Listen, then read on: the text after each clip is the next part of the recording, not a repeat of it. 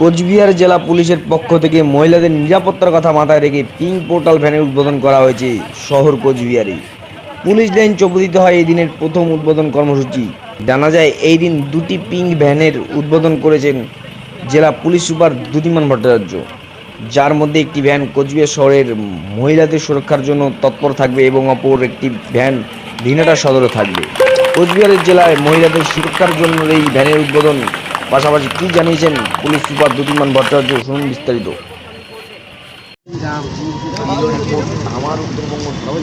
আজকে আমরা কোচবিহার জেলা পুলিশের থেকে দুটো পিঙ্ক পেট্রোল চালু করলাম। এই পিঙ্ক পেট্রোল ভ্যানগুলো হচ্ছে মহিলা পরিচালিত এবং মহিলা সুরক্ষার জন্য নিয়োজিত।